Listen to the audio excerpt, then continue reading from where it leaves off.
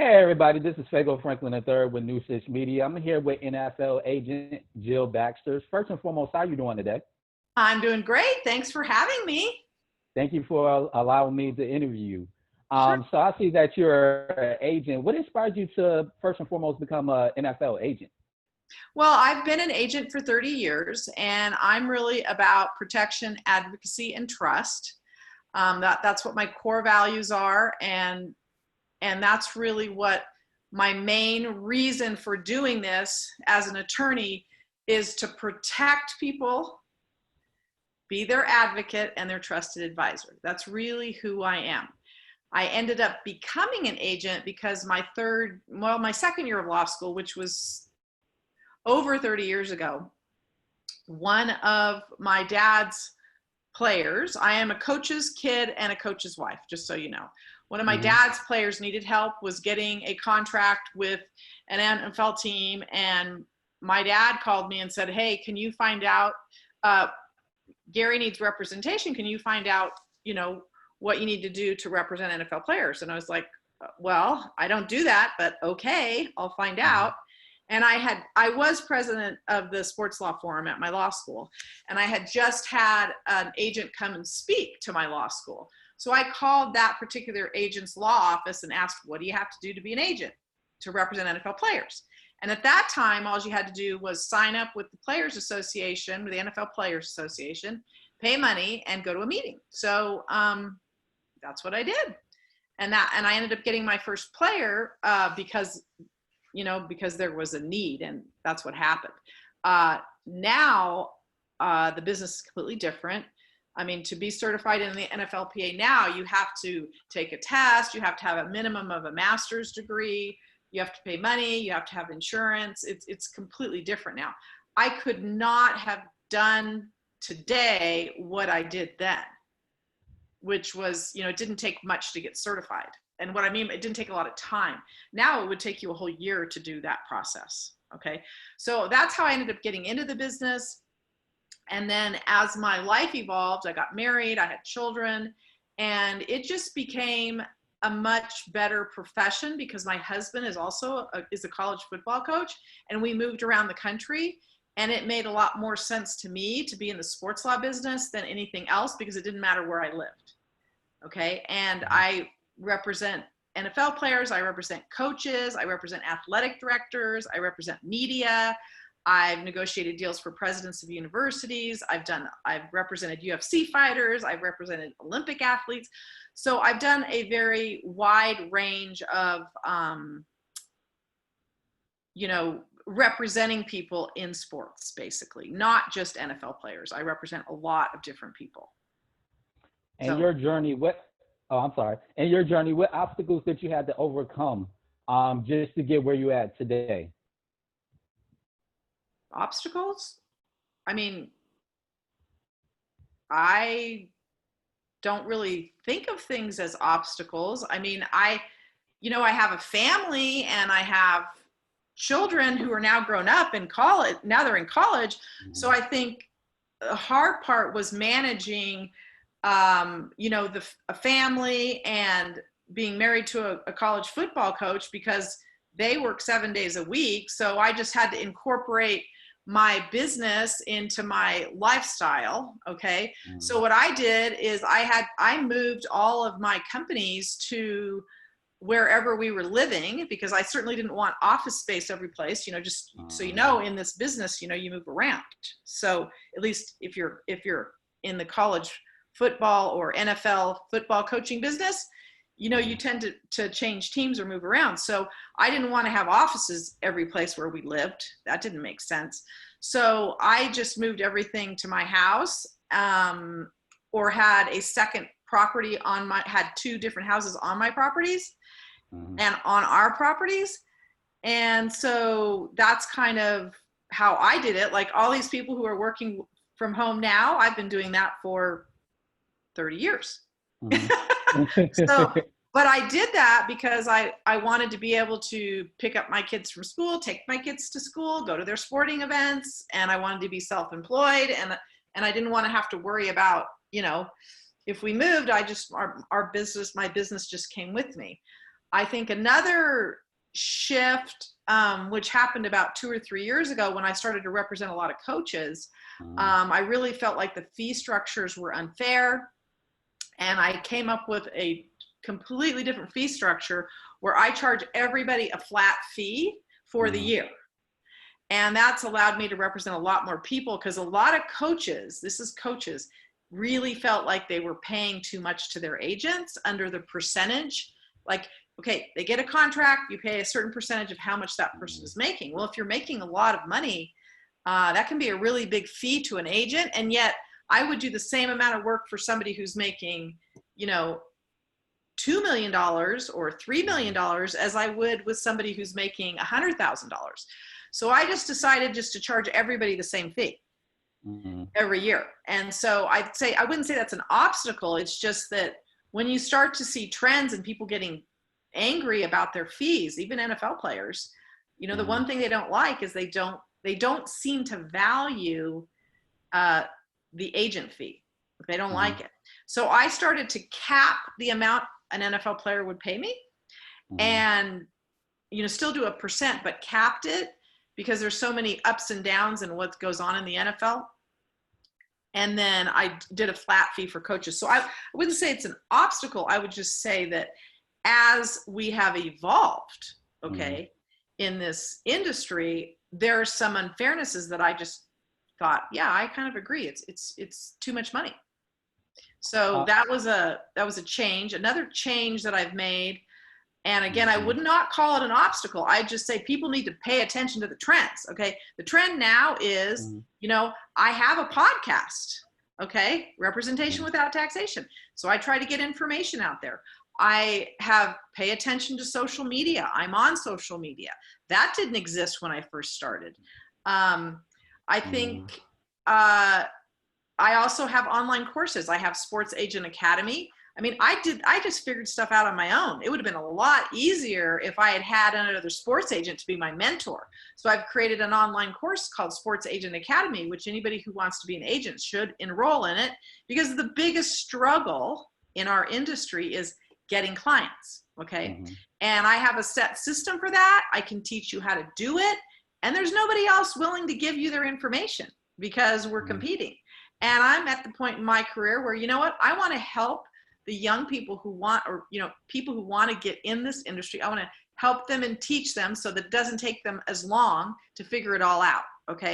I was pretty good at problem solving, but I also had grown up in the business. My dad was a coach, my husband's a coach. So, I really understood intuitively what was going on because I had lived that business. I live that business every day. So I do have a different perspective. I think I have different connections than most people because my connections are different. But I think it's really important that young people who want to get in the sports agent business, that they do get mentors. In addition to that, as far as obstacles, I've got a book called Born to be a Sports Agent. Well, I was really born on a football field, and I'm not joking. My dad was in college, and my mom and dad got married, and they started having kids, and we were at practice. That's the way it was. And so, like I said, my path is a little different. And, everybody always, oh, what about being a female? I didn't really care.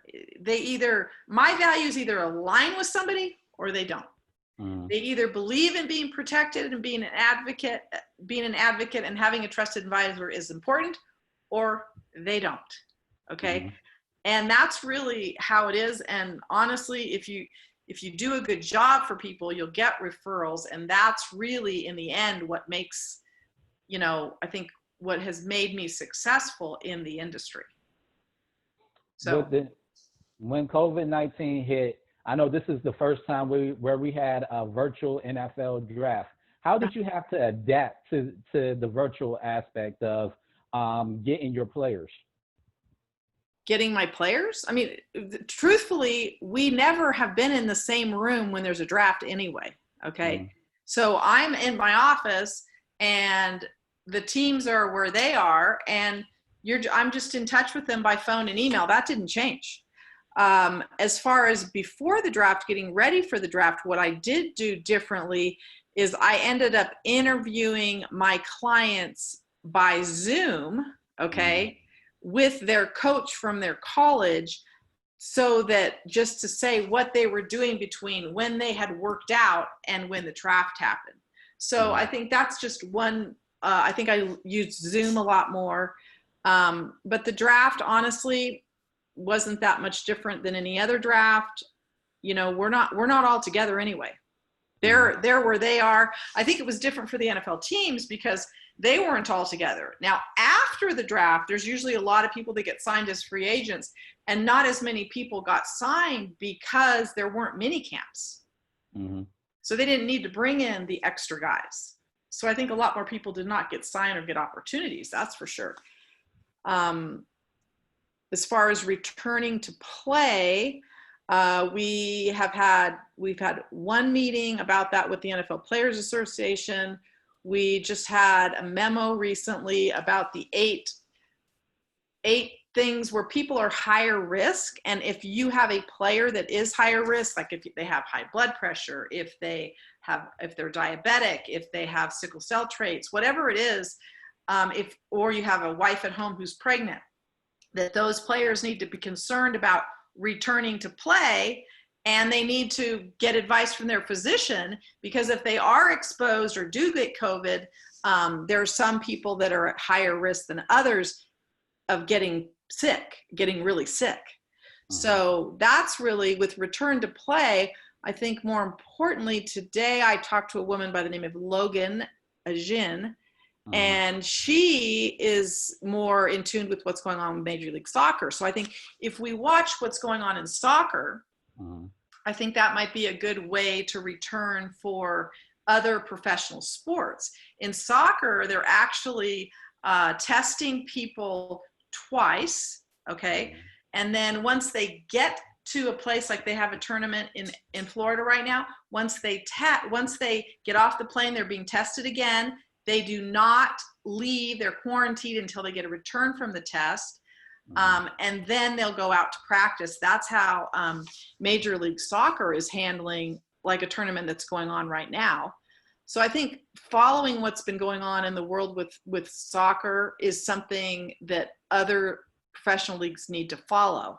I do think another issue is what's the status of a player is going to be if they do test positive. Are they going to be on IR? Are they going to be on PUP? Are they going to have to quarantine the whole entire group? Okay, let's just say there's a quarterback that tests positive. Well, they all meet together in the same room. Okay, so now are you going to quarantine the whole group, and then you're about to have a game and you don't have any quarterbacks because they've all been together in the same meeting room? It's the same thing with every position. You go down to offensive linemen, they're all together in the same meeting room with their coach. So if one of them gets it, you know, they're all going to have to be tested, and they're all going to have to be quarantined. So I think you could see some situations, even in Major League Soccer, there was apparently one team that had 9 soccer players test positive. That soccer team did not end up playing in the tournament.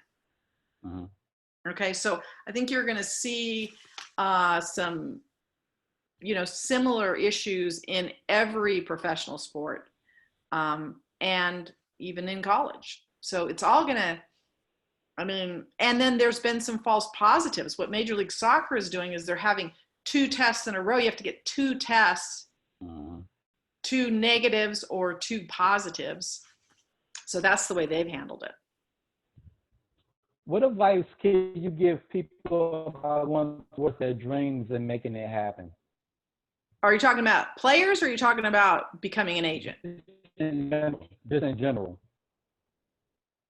Well, you're talking about, players and agents, different. Those are different issues.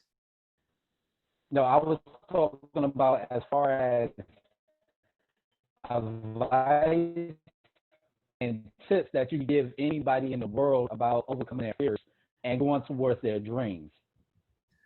Oh, I just say, every day get up and look at what your goals are and keep moving forward. I personally, I didn't even know I was the only woman for like a long, long time. I didn't even pay attention to it. It's like I had a client, I do the work. So I think for me, I think I would not let other people's agendas get in my way. Okay. Or other people's bias, whatever their stuff in their head is. I wouldn't even buy into it. It's like, do what you want to do and keep moving forward. All of us are going to have some things that get in our way, whether it's a personal problem, an economic problem. You gotta stay positive. You got to live in the moment and pay attention to what you need to do to get your job done and move forward with what you want to do. Everybody is going to have an obstacle, but I don't even call it obstacle. You might want to just call it an opportunity for learning. You'll learn from what didn't work, what does work. I think life is constantly just learning from what's working, what's not working. Learn from other people if they're willing to mentor you. Just and figure it out. Lucky now there's Google, and you can Google a lot of stuff. You can YouTube a lot of that didn't exist when I started. Trust me. There's a lot of information out there that, even if you get my book, if you read my book, it's going to give you a lot of things that you would never know. That's why I wrote the book. That's why I have different courses so I can share my information. Right? What about you, Fago? What kind of obstacles have you had? It's Fago too, but obstacles in life, just being an African American person at times, and sometimes being the only Black reporter at certain events, that is definitely a huge obstacle because there are a lot of people that discriminated towards me. They stereotype me and different things of that nature. So of course, that is something that I fight each and every day, especially down in the Seattle area. There's only a handful of African Americans that are out there, and nobody really wants to actually talk about the topics that I want to talk about, as far as bringing more diversity into the newsrooms. Another obstacle is just, overcoming my brother's death. My brother had killed himself 2 years ago. And so that's one of the huge obstacles that I had to overcome and still overcoming, because I never expected that from my older brother. And, I don't really have that family support. So that's just another thing. But as you stated before, I use every opportunity that I can get to motivate and inspire other people, because there are other people that look up to me as a role model. So you have to have a positive mindset. Positive will always attract positive mindsets. Negative mindsets will always attract negative mindsets. So I go into each and every event, each and every interview, even getting clients, because I'm also a publicist as well. So I'm always learning. I'm always willing to adapt to certain things in life, and I'm willing to, give tips and advice to other people. So, those are just a few obstacles that I just had to overcome in life in general. And I'm still young. I'm fairly young. I've been in the media field / public relations field for a combined of 8 years. I just started my own my own firm, and that's just only 9 months in. So I have a lot to learn about this industry. But each and every day, it's always, I'm learning from somebody. Every conversation that you can, you give with somebody, you can always learn something from them. The conversation I'm having with you, I'm learning a lot about, just being an agent and different things of that nature. And it's going to definitely help me improve. We're talking with agents as a publicist. So I take each and every advice that somebody gives me in any type of conversation and apply it to my life as well as my career. Yeah. Well, abolishing racism is a very important issue, and it needs to get done. That is that has to happen. And, I am hopeful, okay, that people are listening now. Okay. Sadly, it took somebody else's death, okay, or many people's death to open some people, to get people to listen. I don't know why they weren't listening before. but I'm glad we're having the conversation finally, because a Mm-hmm. lot of people have been impacted in this world, and it is unfair. Um, I am hopeful that it's not. I mean, it cannot continue.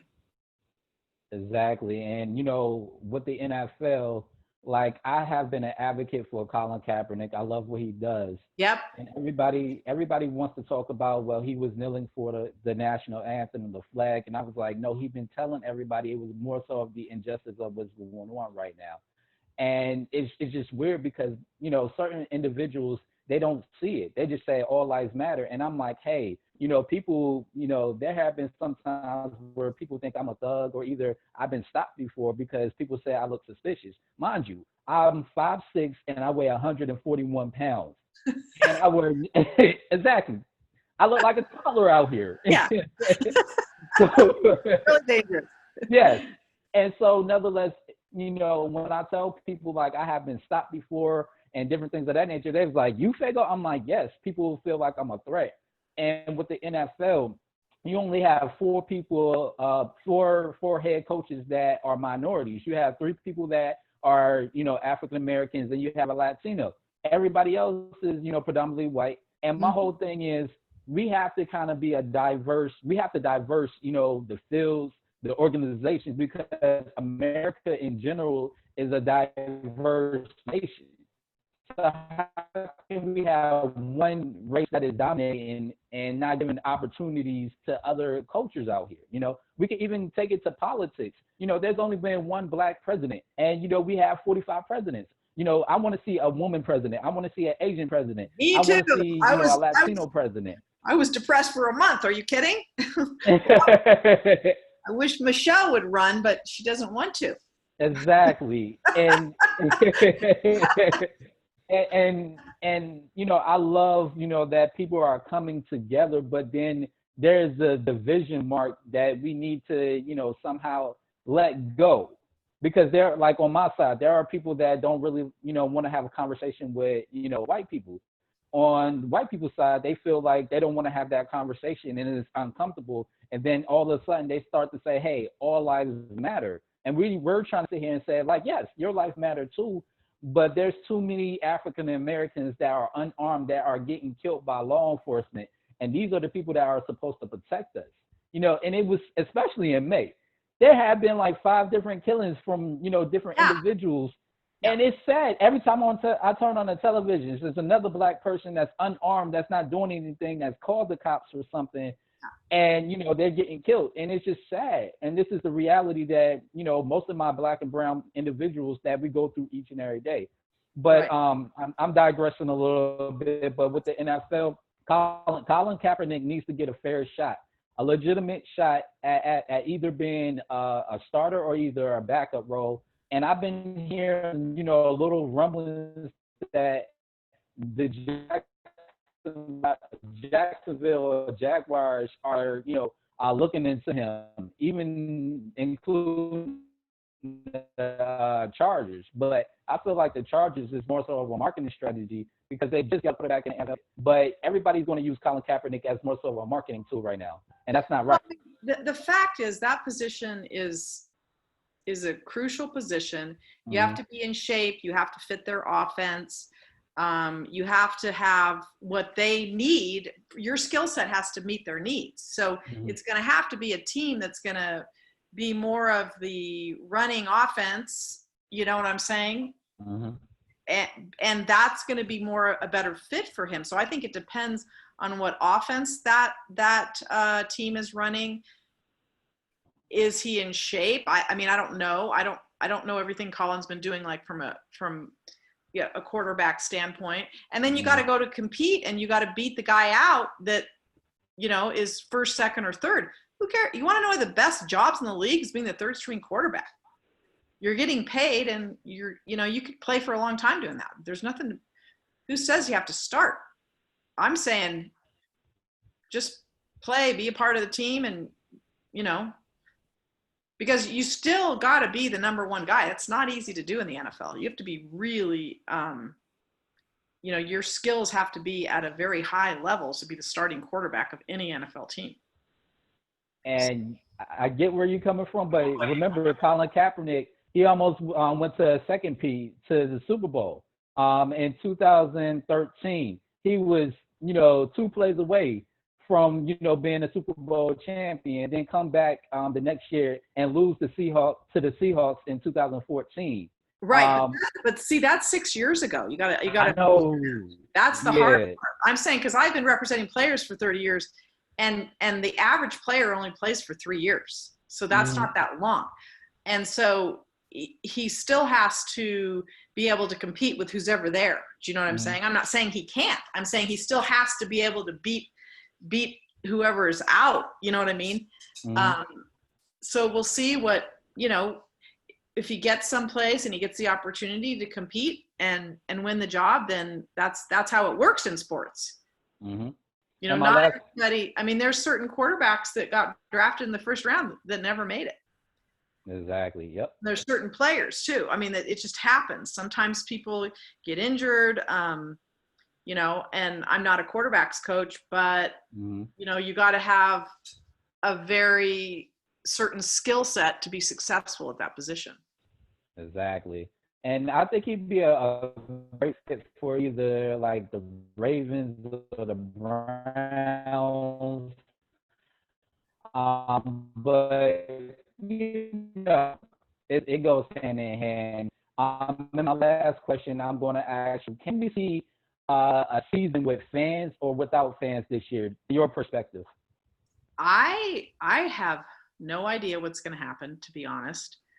I am very skeptical about there being football even at all because of what I just said to you. If one person gets it and you're in a room with all the same players at the same position, and then you got to quarantine for 14 weeks or for 2 weeks, I mean, how are you going to play? And then if you bring a player in, okay, then they're flying on a plane, they're in a hotel, they're an outsider, they haven't been in the bubble. So now what if that person tests positive that you bring in to try out?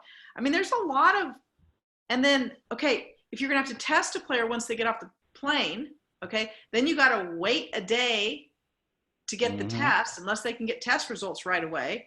I mean, there's a lot of things that happen in an NFL week when a player gets injured, when they bring in other people for tryouts. Even that's going to put people at risk.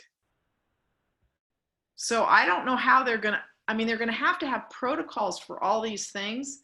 And then they'll be able to play a game. I don't know. Are they going to test everybody who comes into a stadium? Or are they going to, okay, let's say they do go ahead and like test to see if somebody has a temperature. Well, there's some people that are asymptomatic.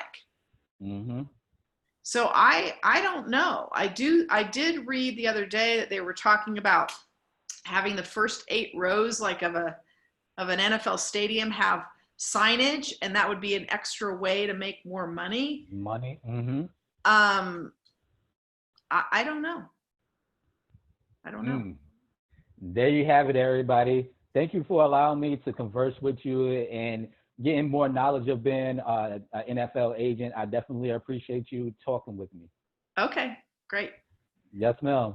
Definitely have a blessed one. Okay, you too.